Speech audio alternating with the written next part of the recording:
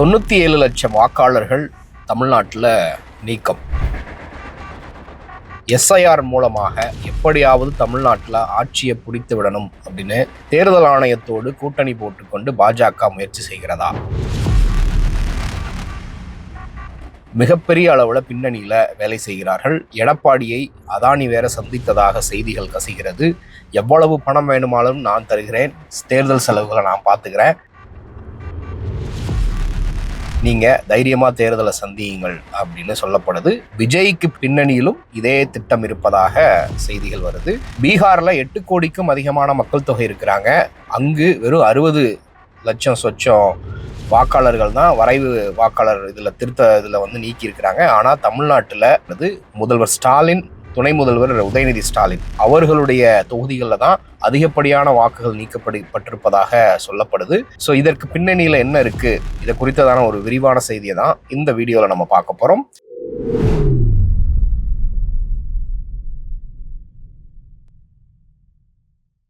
கோபாசை நண்பர்களுக்கு வணக்கம். வீடியோக்குள்ள போறதுக்கு முன்னாடி சேனலை மறக்காம சப்ஸ்கிரைப் பண்ணிருங்க. இந்த வீடியோவை லைக் பண்ணிட்டு உங்கள் கருத்துக்களை மறக்காம கமெண்ட் செக்ஷன்ல பதிவிட்டுருங்க.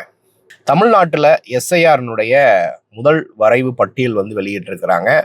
தமிழ்நாட்டு மக்களே அதிர்ச்சிக்குள்ளாகிற வகையில் கிட்டத்தட்ட 97,23,000 சொச்சம் வாக்குகள் நீக்கப்பட்டிருக்குது. குஜராத்தில் 70 லட்சம் சம்திங், வெஸ்ட் பெங்காலில் 50 லட்சம் சம்திங். ஆனால் வெஸ்ட் பெங்காலில் ஒரிஜினலாக ஏகப்பட்ட குளறுபடிகள் நடந்திருக்கிறது. 1.5 கோடிக்கும் மேலான வாக்காளர்களை நீக்கி இருக்கிறாங்க அப்படின்னு மம்தா பானர்ஜி அவர்களும் குற்றச்சாட்டு வச்சிருக்கிறாங்க. ஆனால் இப்போ அஃபிஷியலாக பார்க்குறப்ப தமிழ்நாட்டில் தான் இந்தியாவில் வேற எங்கும் இல்லாத அளவுக்கான வாக்குகள் நீக்கப்பட்டிருக்கிறது. இதில் ப. சிதம்பரம் இன்சிஸ்ட் பண்ணக்கூடிய ஒரு முக்கியமான கேள்வி என்ன அப்படின்னு பார்த்தீங்கன்னா, கிட்டத்தட்ட 66 லட்சம் பேர் அட்ரஸ் தெரியாமல் இருக்கிறாங்க அப்படிங்கிற அந்த ஒரு விஷயம்தான் மிகப்பெரிய அளவில் சந்தேகத்தை கிளப்புது அப்படின்னு சொல்லப்படுது. இதற்கு முன்பாக நடந்த எஸ்ஐஆர் 2005ஆம் ஆண்டு நடந்தது. அன்றைக்கு நடத்தப்பட்ட காலகட்டங்களில் எப்படி எஸ்ஐஆருக்குரிய ப்ரொசீஜர்ஸ் நடந்துச்சு, இன்றைக்கு எப்படி நடந்தது அப்படிங்கிறத குறித்து தான் இன்றைக்கு எதிர்க்கட்சிகள் பல்வேறு கேள்விகளை எழுப்புறாங்க. இந்த எஸ்ஐஆர் நடைமுறைப்படுத்துறதுக்கும் பேக்எண்டில் டேட்டா அப்லோட் பண்ணுறதுக்கும் யாரை இதுக்கு தேர்தல் ஆணையம் பணியமர்த்தியிருக்கிறாங்க, எந்த நிறுவனத்தோடு டைஅப் வச்சிருக்கிறாங்க அப்படிங்கிற பல்வேறு கேள்விகளை எதிர்க்கட்சிகள் தொடர்ந்து கேட்டுக்கிட்டு வராங்க. ஆனால் பாஜக அரசாங்கம் இல்லை, தேர்தல் ஆணையம் சுதந்திரமாக இயங்கக்கூடியது. தேர்தல் ஆணையம் இந்திய அரசியலமைப்பு சட்டப்படி அது சுதந்திரமாக தான் இயங்கணும். ஆனால் இயங்குதா அப்படிங்கிறது ரெண்டாவது விஷயம். அவர்கள் யாருடன்லாம் கூட்டணி வச்சிருக்கிறாங்க, யாரோட ஒப்பந்தம் பண்ணி இந்த தேர்தல் எஸ்ஐஆருக்குரிய நடவடிக்கைகள்லாம் மேற்கொள்றாங்க அப்படிங்கிறது இன்னும் புரியாத புதிராக இருக்குது. இது எல்லாமே வெளிப்படையா இருக்கணும் அப்படிங்கிறது தான் ராகுல் காந்தி போன்றவருடைய கேள்விகளாக இருக்கு. ஆனா அதற்கு இன்னும் இந்த தேர்தல் ஆணையம் ஒப்புக்கொள்ள மாட்டாங்க அப்படிங்கிறது தான் இதை முக்கியமா பார்க்கக்கூடிய விஷயமா இருக்கு. இப்போ பீகாரா இருக்கட்டும், ராஜஸ்தானா இருக்கட்டும், இல்ல மேற்கு வங்காளமாக இருக்கட்டும், பாஜக ஆட்சி செய்யக்கூடிய மாநிலங்கள்ல ஒரு விதமான எஸ்ஐஆர் நடைமுறை பின்பற்றப்பட்டதா, தமிழ்நாட்டுல ஒரு விதமான எஸ்ஐஆர் நடைமுறை பின்பற்றப்பட்டதா அப்படிங்கிற கேள்வியும் இதற்கு பின்னணியில இருக்கு. தமிழ்நாட்டுல பாத்தீங்கன்னா ஒரு சில இடங்கள்ல ஒரு வீட்டுல 9 பேர் இருந்திருக்கிறாங்க, ஒருத்தருக்கு மட்டும் எஸ்ஐஆர்ல வந்திருக்குது, மீதி 8 பேர் செத்து போயிட்டாங்க அப்படிங்கிற மாதிரி தகவல் வந்திருக்குது. ஆனா அந்த 8 பேரும் உயிரோட தான் இருக்கிறாங்க அப்படிங்கிற ஒரு தகவலும் வந்திருக்கு. அப்ப எந்த முறையில இந்த எஸ்ஐஆர் பணிகள் நடைபெற்றது அப்படிங்கிற கேள்வி வருது. இடம்பெயர்ந்தவர்கள், இறந்து போனவர்கள், அப்புறம் முகவரியே இல்லாதவர்கள் அப்படின்னு மூன்று கேட்டகரியில தான் இந்த 97 லட்சம் வாக்காளர்கள் நீக்கப்பட்டிருக்கிறாங்க. இதுல 66 லட்சம் பேர் முகவரி இல்லாதவங்க அப்படின்னா, இந்த நீக்கப்பட்ட 97 லட்சம் பேர்ல எத்தனை பேர் நாடாளுமன்ற தேர்தலில் வாக்கு செலுத்தினாங்க அப்படிங்கிற தரவுகளை இவங்க கொடுக்க முடியுமா அப்படிங்கிற பல்வேறு கேள்விகள் இருக்குது. இந்த ஷார்ட் பீரியடுக்குள்ள ஏன் இவ்வளவு அவசர கதியாக இந்த எஸ்ஐஆர் நடைமுறைப்படுத்தணும் அப்படிங்கிற கேள்வியும் இருக்கு. தமிழ்நாட்டை பொறுத்த வரைக்கும் பெரிய அளவுல ஒரு ஆன்டி இன்கும்பன்சி ஃபேக்டர் அப்படிங்கிறது இல்லை. வழக்கமா இருக்கக்கூடிய ஒரு 2% 3% ஆன்டி இன்கும்பன்சி இந்த ஆட்சி செய்யக்கூடிய திமுக அரசு மேல இருக்கலாம். ஆனா ஓவராலா இந்த ஆட்சியே மாத்துற அளவுக்கு ஒரு ஆன்டி இன்கும்பன்சி இருக்கா அப்படிங்கிறது பெரிய கேள்விக்குறியா தான் இருக்கு. ஆனா தொடர்ந்து பேக்எண்ட்ல என்னென்னமோ அரசியல் பண்ணி பார்த்தாங்க. அந்த அரசியல் எதுவுமே தமிழ்நாட்டில் எடுபடலை. கடைசியாக இந்தியா முழுக்க பிஜேபிக்கு மிகப்பெரிய அளவுல பின்னடைவுகள் ஏற்பட்டிருக்கு. அதை சரி கட்டுறதுக்கு இந்த எஸ்ஐஆர் அப்படிங்கிற ஒரு விஷயத்தை வச்சு பாஜக வேலையை செய்கிறாங்களா அப்படிங்கிற சந்தேகங்கள். ஏன்னா நாடாளுமன்ற தேர்தல் 2019 இருந்தே பாஜகவுக்கான செல்வாக்கு இந்தியா முழுக்க சரிய தொடங்கிருச்சு அப்படிங்கிறத பார்க்குறோம்.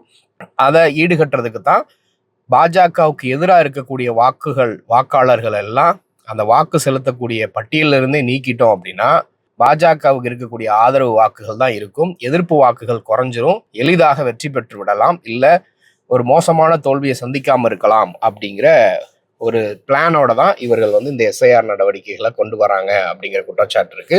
இப்ப தமிழ்நாட்டுல 97 லட்சம் வாக்காளர்கள் நீக்கி இருக்கிறாங்க. அதுவும் குறிப்பிட்டு பாக்குறீங்கன்னா முதல்வர் ஸ்டாலின் அவர்களுடைய கொளத்தூர் தொகுதியில 1 லட்சத்திற்கும் அதிகமான வாக்குகள் நீக்கப்பட்டிருக்கு. வாக்காளர்களுடைய தரவுகள் நீக்கப்பட்டிருக்குது.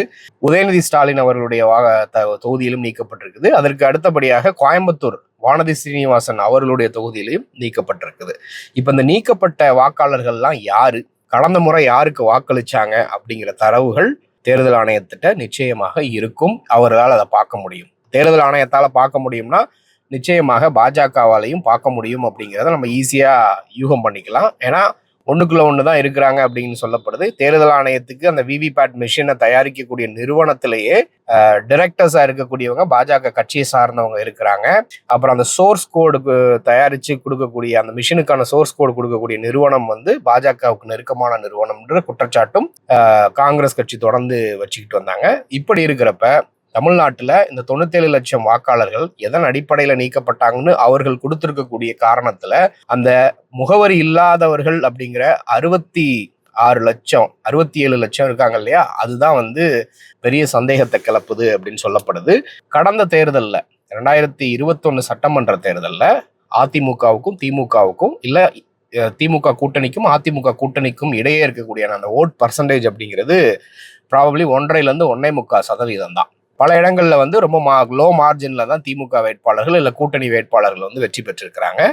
இது ஒரு கம்பேரிசன். இன்னொரு புறம் பார்த்தீங்கன்னா இந்தியா முழுக்க இப்போ 2024 நாடாளுமன்ற தேர்தலுடைய விவரங்களா இருக்கட்டும், 2019 இருக்கட்டும், பாரதிய ஜனதா கட்சியினுடைய வேட்பாளர்கள் இந்தியா முழுக்க எத்தனை பேர் அதிகமான வாக்கு வித்தியாசத்துல வெற்றி பெற்றாங்க, எத்தனை பேர் ரொம்ப குறைவான வாக்கு வித்தியாசம் 5000 வாக்குகளுக்கு கீழே 1000 வாக்குகளோட வித்தியாசத்துல வெற்றி பெற்றாங்கன்னு பாத்தீங்கன்னா குறைவான வாக்கு வித்தியாசத்துல வெற்றி பெற்றவங்க தான் அதிகமான நபர்களாக இருக்கிறாங்க.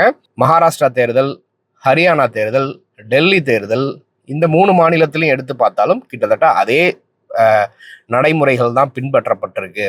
ஹரியானா தேர்தலில் தான் மிகப்பெரிய அளவுல ஊழல் நடந்துச்சு. அதை காங்கிரஸ் கட்சி கண்டுபிடிச்சு அந்த தரவுகள் எல்லாத்தையும் எடுத்துட்டு அங்க கொண்டு போறதுக்குள்ள கோர்ட் ஒரு உத்தரவு போடுது. அவர்கள் காங்கிரஸ் கட்சி வேட்பாளர் கேட்கக்கூடிய தரவுகள் எல்லாம் கொடுக்கணும் அப்படின்னு கேட்கிறப்ப கோர்ட்டு உத்தரவை பைபாஸ் பண்ற மாதிரி இந்த மோடி தலைமையிலான அரசு அந்த தேர்தல் விதிகளையே திருத்துற மாதிரி ஒரு திருத்தம் செஞ்சு ஒரு கவர்மெண்ட் ஆர்டரை பாஸ் பண்றாங்க. ஸோ இதுதான் பெரிய சந்தேகத்துக்குரியதாக்குது. அதே மாதிரி வெப்சைட்ல வெளியிடக்கூடிய தரவுகளை டிஜிட்டலா ஈஸியா ஸ்கிரீன் பண்ற மாதிரி இருந்ததை பிடிஎஃபா டவுன்லோட் பண்ணி ஸ்கிரீன் பண்ணி பார்த்தாதான் பார்க்க முடியுன்ற லெவலுக்கு மாத்துறாங்க உடனே. ஸோ அப்படி மாற்றி அந்த ப்ராசஸ் எல்லாத்தையும் எடுத்து எல்லாத்தையும் ஃபில்டர் அவுட் பண்ணி தான் ராகுல் காந்தி மிகப்பெரிய அளவில் ஓட் தெஃப்ட் நடந்திருக்கு. ஒரே பேரில் ஒரு பெண்மணிக்கு பல இடங்களில் கர்நாடக மாநிலத்தில் அவங்க ஓட்டு போட்ட மாதிரி ரெக்கார்டு இருக்கு. பிரேசிலோட மாடல் பேர்ல இங்கே வாக்காளர் அடையாள அட்டையில இருக்கு. அந்த வாக்காளர் பட்டியலில் அவங்க பேர் இருக்கு.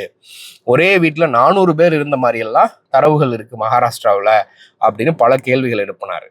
ஆனா பலரும் சமூக வலைதளத்துல ராகுல் காந்தி கிண்டல் அடிச்சும் கேள்வி பண்ணியும் பேசுறப்போ ஒரு விஷயம் அவங்க முன்வைக்கிறது என்னன்னா, நீங்க ஏன் நீதிமன்றம் போக மாட்டீங்க, நீங்க ஏன் தேர்தல் முடிஞ்ச உடனே அதுக்குன்னு ஒரு விண்டோ டைம் கொடுத்துருக்காங்க 50 நாள் 45 நாள், அதுக்குள்ள பண்ண மாட்டீங்க அப்படின்னா அந்த 45 நாளுக்குள்ளேயோ 50 நாளுக்குள்ளேயோ இது எல்லாத்தையும் வேலிடேட் பண்ண பாக்குற அளவுக்கு அந்த ப்ராசஸையே இந்த தேர்தல் ஆணையம் கடினப்படுத்தி வச்சிருக்கிறாங்க. இப்போ தேர்தல் ஆணைய வெப்சைட்ல போய் ஒரு டைப் பண்ணி ஃபில்டர் பண்ணி பார்க்குற மாதிரி இருக்கு அப்படின்னா அதை டவுன்லோட் பண்ணி எக்ஸல் ஷீட்ல போட்டு டூப்ளிகேட்லாம் ரிமூவ் பண்ணி பார்க்கலாம் அப்படின்னா முதல்ல அப்படி இருந்ததை எல்லாத்தையும் பிடிஎஃப் மாதிரி டவுன்லோட் பண்ற மாதிரி வச்சிருக்கிறாங்க. இல்லை ஸ்கிரீன்ஷாட் எடுக்க முடியாத அளவுக்கு ஹைட் பண்ணி வச்சிருக்காங்கன்னா அதெல்லாம் ஏன் வைக்கணும்? வெளிப்படையான தேர்தல் ஆணையம் இருக்கு, மறைமுகமே இல்லை, ரொம்ப நேர்மையா நடந்துக்கிறாங்கன்னா எல்லாத்தையும் வெளிப்படையா பண்ணலாமே அப்படிங்கிறது தான் ராகுல் காந்தியினுடைய கேள்வி. அப்படி கஷ்டப்பட்டு பெரிய ஓட் தெஃப்ட்டை கண்டுபிடிச்சிருக்கிறாங்க.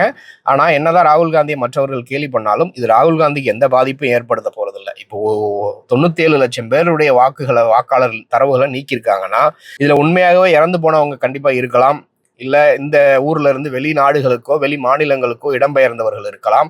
அவர்கள் லெஜிட்டிமேட்டா அவர்களுடைய வாக்காளர் பட்டியலிருந்து நீக்கணும் அப்படின்னா அது தட் இஸ் ஃபைன். ஆனா பக்கத்து தெருவுக்கு மூவ் ஆயிருப்பாங்க, இல்ல பக்கத்து ஊருக்கு போயிருப்பாங்க, போன தேர்தலில் ஓட்டு போட்டிருப்பாங்க, இந்த தேர்தலில் ஓட்டு போட முடியாத அளவுக்கு பண்றாங்க அப்படின்னா அது எந்த அடிப்படையில வந்து ஏற்றுக்கொள்ள முடியும் அப்படிங்கிற ஒரு கேள்வி. இன்னொன்னு, எந்தெந்த ஏரியால எவ்வளவு அதிகமான வாக்காளர்களுடைய தரவுகள் நீக்கப்பட்டிருக்கு, அவர்களுக்கு முறையான இன்டிமேஷன் கொடுக்கப்பட்டதா, இது எல்லாத்தையும் தாண்டி பார்த்தீங்கன்னா 100% ஃபார்ம்ஸ் வந்து நாங்க கொடுத்துட்டோம், 97% ஃபார்ம்ஸ் வந்து கொடுத்துட்டோம் அப்படின்னு சொன்னா அந்த ஃபார்ம்ஸ் எல்லாத்தையும் ரிட்டர்ன் வாங்கியிருப்பாங்க. ரிட்டர்ன் வாங்கியிருக்காங்க அப்படின்னா எதன் அடிப்படையில் அந்த வாக்காளர்களுடைய விவரங்கள் வந்து நீக்கப்பட்டது. அட்ரஸ் தெரியாதவங்க, இறந்து போனவங்க, இல்லை இடம்பெயர்ந்தவங்கன்னு இருக்குன்னா 100% ஃபார்ம்ஸை வந்து அந்த அட்ரஸ்ல இல்லைன்னா அவங்க வாங்கியிருக்கவே மாட்டாங்களே அப்படிங்கிற பல கேள்விகள் இருக்கு. பட் இந்த கேள்விகள் அனைத்துக்கும் தேர்தல் ஆணையம் தான் பதில் சொல்லணும். அந்த தேர்தல் ஆணையம் வெளிப்படையாகவும் நேர்மையாகவும் இருக்குதா அப்படிங்கிறதா இன்றைக்கு இங்க இருக்கக்கூடிய இதுல மிகப்பெரிய கேள்வியாகவே இருக்கு. இதை குறித்ததான பல்வேறு வழக்குகளும் உச்சநீதிமன்றத்துல இருக்கு. அந்த உச்சநீதிமன்றத்துல தீர்ப்பு வருமா அப்படிங்கிறத, எந்த அளவுக்கு நீதி கிடைக்கும் அப்படிங்கிறத நம்ம பொறுத்திருந்து தான் பார்க்கணும். ஆக மொத்தத்துல ராகுல் காந்தியினுடைய எச்சரிக்கை தொடர்ந்து வந்துகிட்டே இருக்கு.